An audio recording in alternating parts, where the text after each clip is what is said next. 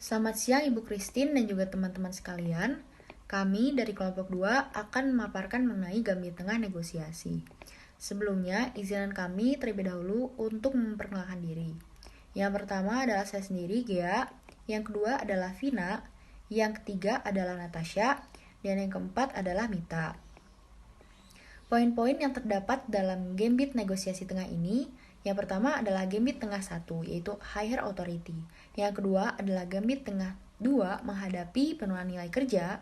Yang ketiga adalah gambit tengah 3, yaitu splitting the difference. Yang keempat adalah gambit tengah 4, yaitu menangani impasse. Yang kelima, yaitu gambit tengah 5, menangani stalemate. Yang keenam, gambit tengah 6, yaitu menangani deadlock. Dan yang ketujuh, gambit tengah 7, yaitu mintalah trade-off. Yang pertama adalah gambit tengah 1, yaitu menghadapi orang yang tidak memiliki wewenang memutuskan atau higher authority, di mana kita sebagai negosiator dapat berusaha agar pihak lawan mengakui bahwa kita memiliki otoritas untuk membuat sebuah keputusan. Ketika kita sedang bernegosiasi dengan pihak lawan, pastikan bahwa kita yang memiliki wewenang untuk memutuskan agar tidak menimbulkan kesulitan dalam mencapai kesepakatan yang baik dan juga memutuskan deal yang pasti agar lebih cepat terjadi. Jika gagal, kita dapat melakukan 3 counter gambits, yaitu membiarkan ego pihak lawan muncul, dalam arti kita membiarkan pihak lawan itu mengambil peran. Lalu yang kedua adalah mintalah komitenya bahwa ia akan merekomendasikan kita ke otoritas yang lebih tinggi. Yang ketiga adalah gunakan penutupan jika memenuhi syarat. Gambit tengah yang kedua yaitu menghadapi penurunan nilai jasa. Dalam bekerja sama akan selalu mengalami penurunan kualitas pelayanan maupun penurunan nilai jasa. Maka, sebaiknya sebelum memulai suatu pekerjaan, Anda menegosiasikan upah atau komisinya terlebih dahulu, sehingga tidak akan terjadi penurunan nilai jasa setelahnya. Jika Anda memberikan kesepakatan selama negosiasi, langsung minta kesepakatan juga sebagai balasannya dan jangan menunggu. Selanjutnya, gambit tengah yang ketiga adalah jangan pernah memberi tawaran splitting the difference. Splitting the difference merupakan nilai tengah tawaran. Jangan melakukan splitting the difference untuk kita sendiri, melainkan doronglah terlebih dahulu pihak lawan agar melakukannya. Jangan berpikir bahwa splitting the difference adil untuk dilakukan. Bukan membaginya tepat secara di tengah, karena kita bisa melakukan lebih dari satu kali. Gambit tengah keempat adalah menangani impasse. Impasse merupakan kondisi di mana kita tidak menyetujui suatu isu atau pokok permasalahan yang ada dan dapat mengancam keberlangsungan negosiasi. Ketika hal itu terjadi, kita dapat mengalihkan pembicaraan atau menggunakan set of side gambit. Contohnya seperti, mari kita kesampingkan hal itu sementara dan menyelesaikan isu-isu kecil terlebih dahulu. Menciptakan momentum dengan menyelesaikan isu-isu kecil terlebih dahulu, namun jangan mempersempit negosiasi dengan hanya membahas satu hal itu saja. Gambit tengah 5 yaitu menangani stalemate. Stalemate adalah kondisi di mana kedua belah pihak masih bernegosiasi, namun tidak ada kemajuan sedikit pun untuk terjadi kesepakatan. Respon terhadap stalemate adalah dengan mengubah dinamika negosiasi dengan cara mengubah salah satu elemen. Cara mengubah dinamika yaitu ada 3. Yang pertama adalah mengubah tempat pertemuan. Seperti contohnya, baiklah kita melanjutkan diskusi ini setelah makan siang nanti. Yang kedua, mengganti tim negosiasi yang diduga menyinggung perasaan pada pihak lawan. Yang ketiga, membagi opsi-opsi terburuk kepada pihak lawan dan kita dapat bersedia untuk menanggung bersama agar pihak lawan tidak merasakan kekhawatiran yang berlebihan. Gambit tengah yang keenam yaitu menangani deadlock. Deadlock merupakan kondisi di mana tidak ada kemajuan sedikit pun bagi kedua pihak untuk bernegosiasi atau tidak ada gunanya untuk melanjutkan negosiasi kembali. Hal ini dapat diatasi dengan menghadirkan pihak ketiga pada saat negosiasi berlangsung. Selanjutnya ada gambit tengah yang ketujuh, mintalah trade-off.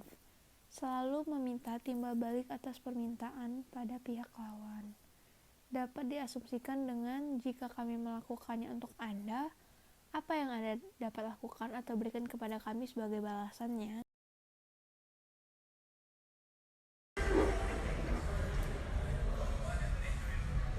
Pagi, Bu. Pagi. Silakan duduk, Bu. Ada yang bisa saya bantu, Bu? Saya mau nanya kalau harga rumah di klaster Moonville kira-kira berapa ya?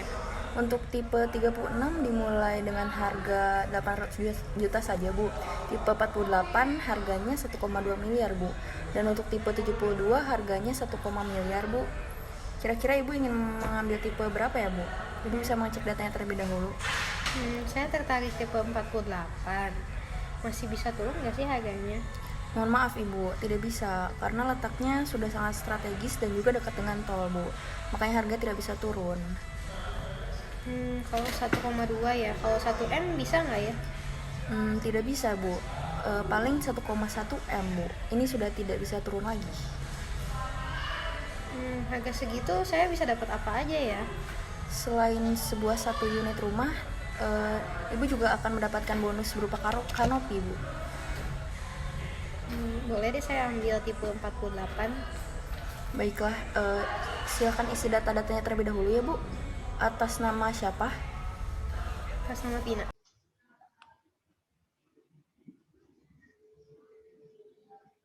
Halo, selamat siang. Bisa bicara dengan Ibu Natasha. Saya dengan developer cluster Moonville ingin menginfokan konstruksi dengan tipe unit 48. Apakah bisa ya? Halo, selamat siang Bu. Iya, dengan saya sendiri bisa. Tapi sekarang ini saya ingin adanya kenaikan upah. Apa bisa? Kira-kira Anda ingin kenaikan upah berapa persen ya?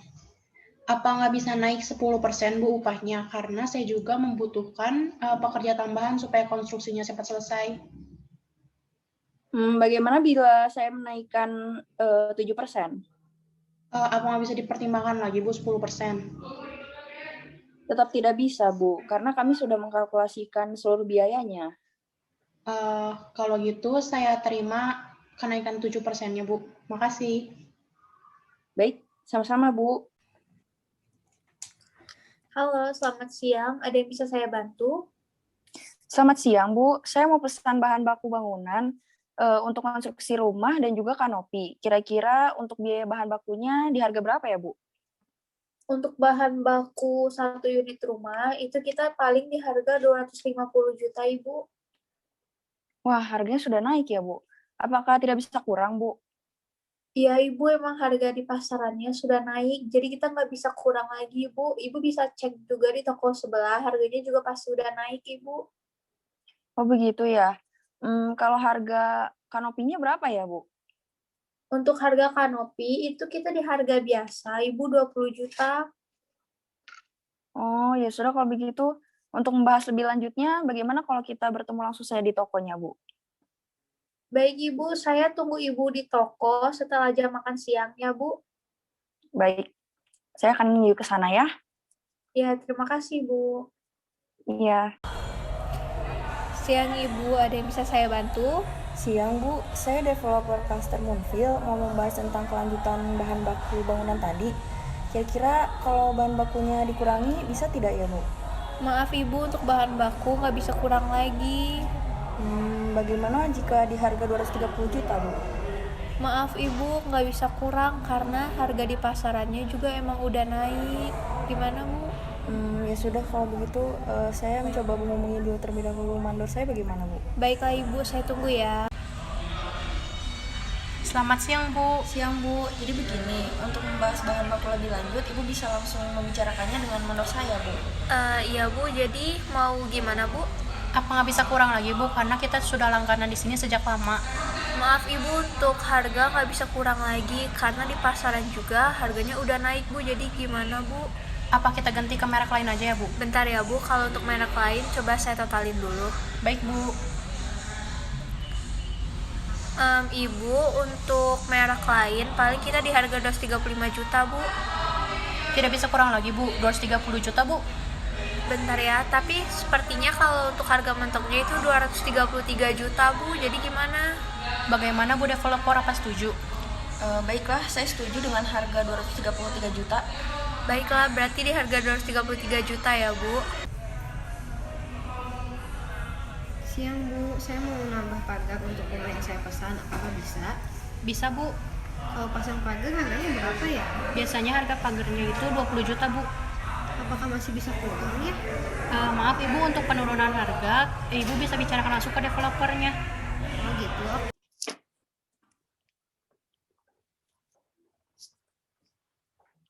Selamat siang. Siang, dengan developer cluster Moonville, ada yang bisa saya bantu? Saya Tina yang kemarin pesan tipe 48 di cluster Moonville. Saya kan kemarin belum termasuk pagar ya, bisa tambah pagar, biaya tambahannya berapa ya? Untuk pemasangan pagar sendiri sudah mematok harga 20 juta, Bu. Nggak bisa kurang lagi. Maaf, Ibu tidak bisa. Kalau 15 saya bayar lunasin gimana? Bisa kan? Gimana ya, Bu? Ya sudah deh, Bu, akan saya kompensasikan di harga segitu saja. Baik Bu, makasih ya. Baik, sama-sama, Bu.